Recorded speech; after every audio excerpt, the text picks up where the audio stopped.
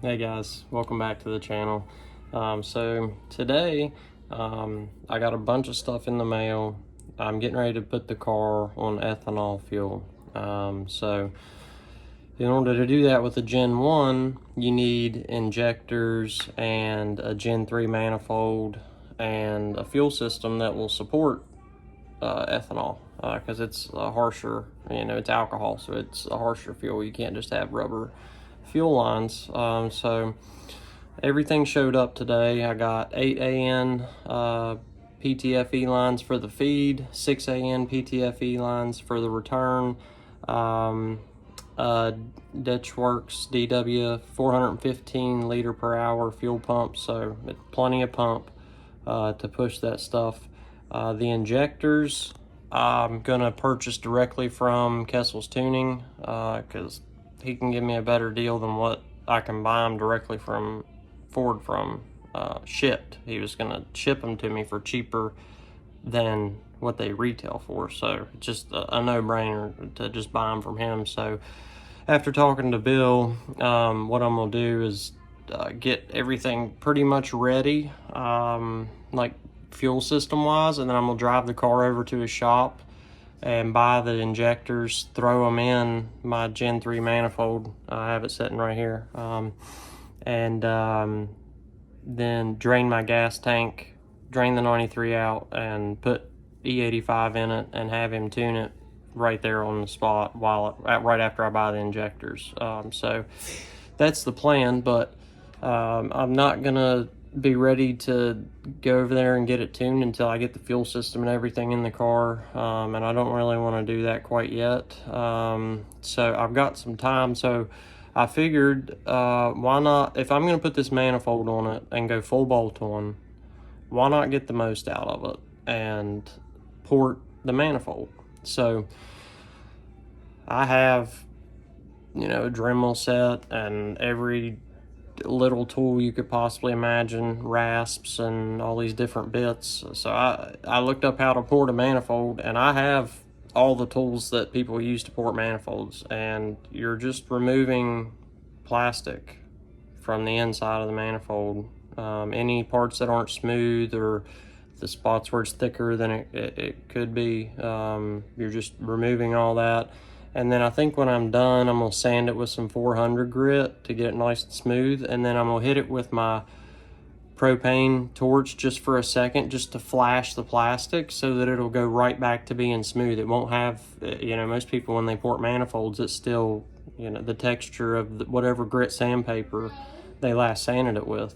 But I'm actually going to try to get it back to smooth plastic. So we'll see how that part goes. It might not go as planned, but I'm hoping it does.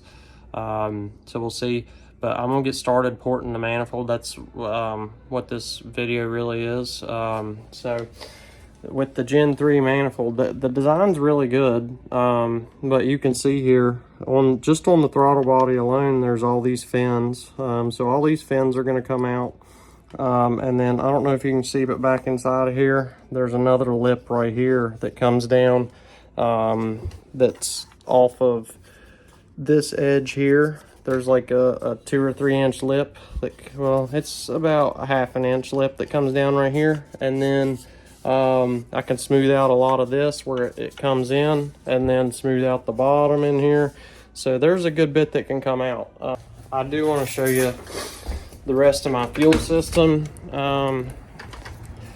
You'll see it probably in another video. You'll see me installing it and whatnot, but I just wanted to show you what I got. I spoke with Kessel, and he just pretty much made me a shopping list. He's probably annoyed with me by now, because I messaged him on Facebook and asked him all these little questions. But he's such a good guy.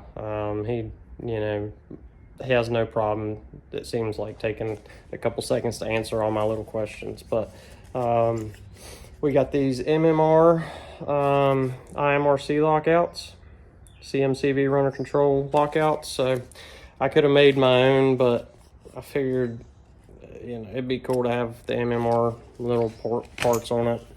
That's one more thing I can say that's on the car. Oh, my arm. It's been about a week since I burnt it. on my MIG. It's healing, but it hurts, man. So I got more AN fittings. Since I'm upping the line size to 8 AN, all those 6 AN fittings, like the one on the fuel rail, the one on the fuel pressure regulator, and then on the back of the fuel pressure regulator, and then on the feed line on the pump, all need to be upped to 8 AN. So I got 4 of the 8 ANs, and then the return line I'm gonna keep 6 AN, so all those fittings can stay.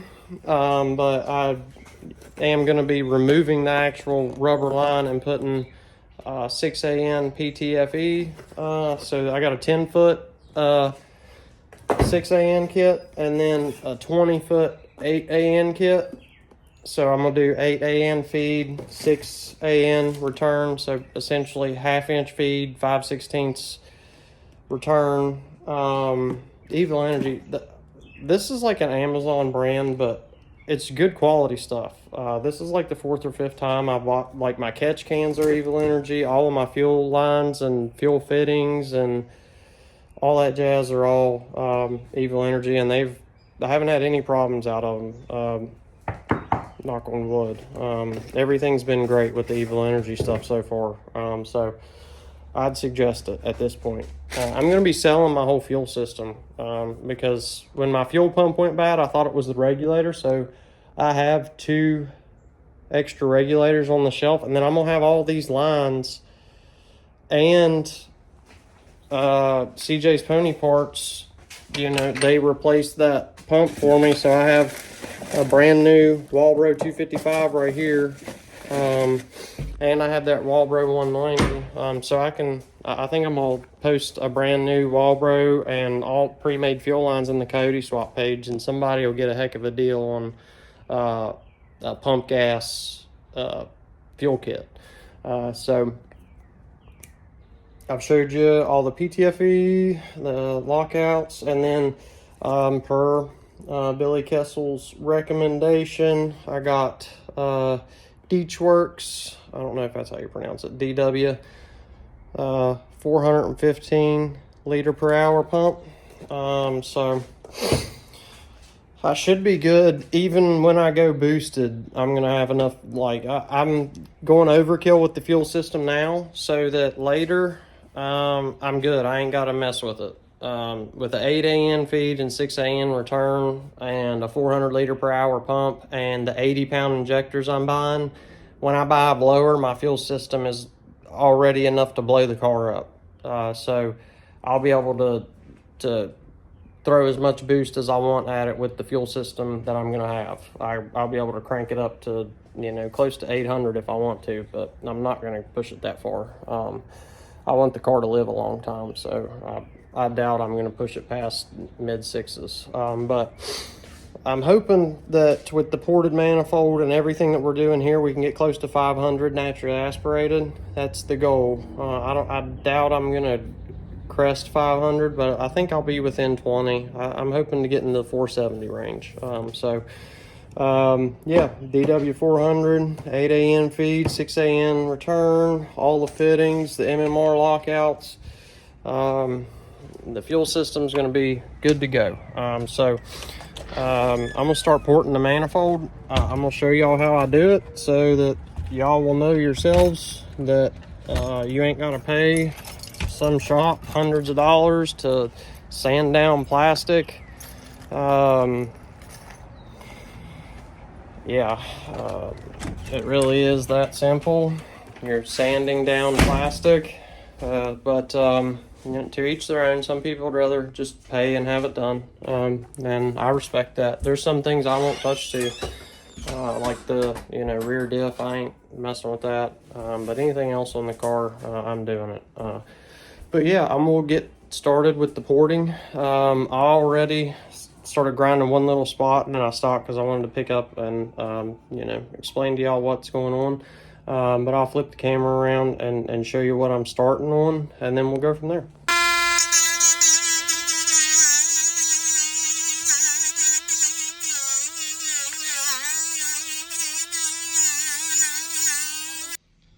All right, so I got the front, like the throttle body area, pretty much mostly ported. I'm not gonna go too crazy with it, like I said. I smoothed out all the fins, and then I took probably 1/8 of an inch out of the entire wall of it. And then there was a short fin right here. I took it all the way off.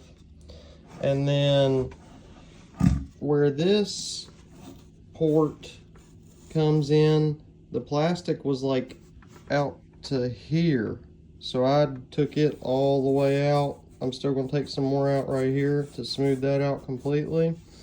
And then I'm gonna hand sand this back here because my Dremel isn't reaching it that well, but the front I have pretty much how I want it. And then the sides where the plastic was mended together, I don't know if you can see, but there's a seam, and I got it back as far as I could reach it on both sides. There's like I said, there's a seam that's like noticeable, like this, almost exactly like that actually, all the way down the edges. So I'm getting it as far as I can reach, but it's coming along pretty well. I wish there was something I could do with this large gap here. I don't know how deep I can take it, but I want to get rid of this gap. I may have to ask some advice from somebody that's done this before if there's enough plastic there to where I can take it all the way out, but as you can tell, it already looks a lot better. All right, so I'm working on the ports now. I'll show you here just to show you what I'm doing. There's a big lip right here, and that lip is on both sides. You can see it better like that. See that lip? So I'm taking that lip out of it, and when I do that, I'm just smoothing everything out to how thick this side is. So I'm taking this much out of all of this, and then I'm also just taking a little bit out of the back of this. You can see here, see how it's about half the size of this. So I'm just taking just a little bit out. I'm not, like I said, I'm not going overboard. This one I've already sanded with 400 grit, and it is like smooth as a baby's bottom. Like I said, after I get done with all this, I think I'm gonna clean it out really good, and then take my propane torch and just flash it over this, and I'm hoping that it'll turn it black like this, but we'll see. If it doesn't work, then I won't do it. I'll try like a test spot, but right now I'm just like working all the rough areas out. These ports are easier with the sandpaper, I've come to find, getting it smoothed down and deep in there, because my Dremel, I guess it got too hot, and the daggone bits won't come out. Like when I hit this lock button and try to spin this, it just, the whole thing tries to come apart, and it skips over this locking mechanism. So I'm kind of screwed. I'm taking most of it out with this like 40 grit sandpaper wheel, and then going behind it with 400 so that it's like super smooth. But yeah, just wanted to show you, this is kind of what it looks like before. Big thick edges,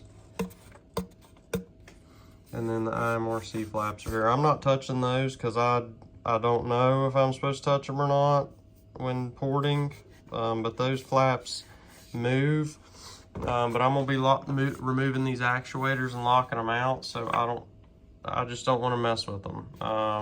I'll talk to Kessel, and if he says that I can port this area, then I will. Maybe I'll do that after we get it tuned. That little bit of porting ain't gonna affect the tune that much. So yeah, I'm just trying to get most of these ports to look, taking it from that to this, and then this side, you can see there's an even bigger lip here So I'm gonna be taking, on this side, it looks like I'm gonna be taking some out of this edge too.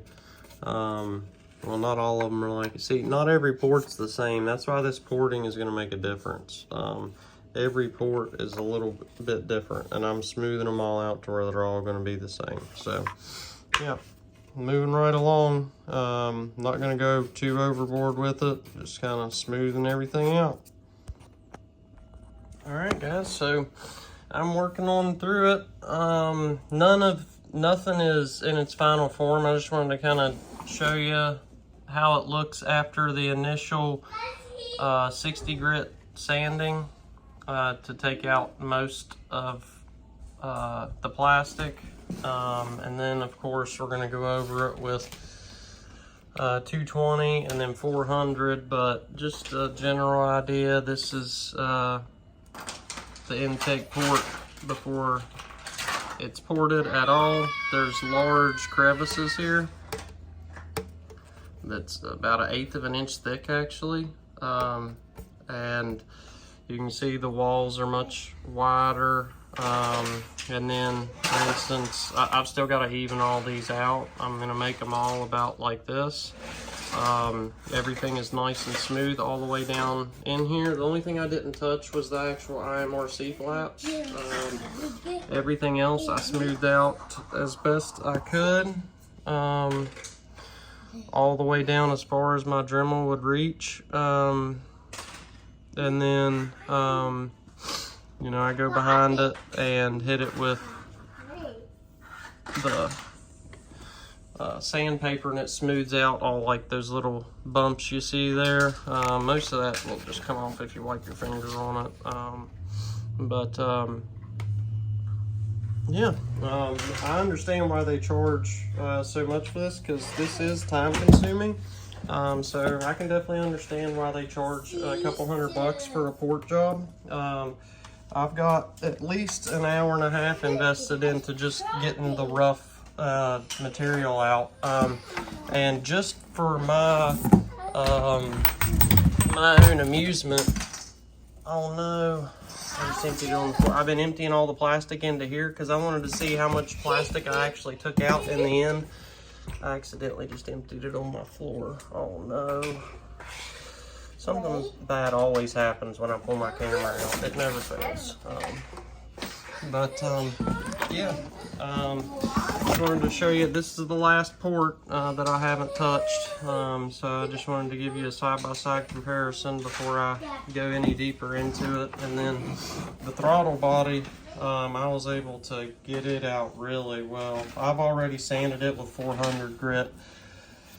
It really doesn't do it justice. It looks like there's lines in it, but this is literally as smooth as baby skin. And like I said, I'm gonna try to polish this. So I'm gonna try to hit it with the heat gun and see if maybe the plastic will glaze over and turn back to like this. If it will do that, that's only going to improve airflow that much more. Sorry, my little one's yelling. But I did get, there was like a fin right here. And as you can see, it is for this crevice, a fin came down. And while I was using my grinder, or my die grinder on this area, I kept my hand here so that I would know when the plastic was starting to get warm, because I didn't really know how much I could take, you know what I mean? So I kept my fingers here, and when my fingers started getting warm, that's when I stopped. And then I went back here, and I actually, I feel like the wall got a little bit thin, because like I said, as I was sanding it, I could feel the heat on my fingers. So that the wall of that could have only been like, you know, 1/8 of an inch thick. So I actually took some of the plastic, I took some chunks, and I laid it down in there, and I flashed it over with the heat gun, and then took my soldering iron and just like laid the plastic in there just to make sure that it's nice and thick on the back side there. That way when I add boost, I won't have any issues with like a thin area of plastic. I don't know if that's something that people do, but I just wanted it to be super safe, you know. That was the only area where I felt any heat from the outside, so just, you know, wanting to be safe about it, not going too crazy. I know some people actually even port all the way down inside of there, but I couldn't find any rasps that would reach that long. So I'm just porting like, you know, 3 or 4 inches deep in all of these, and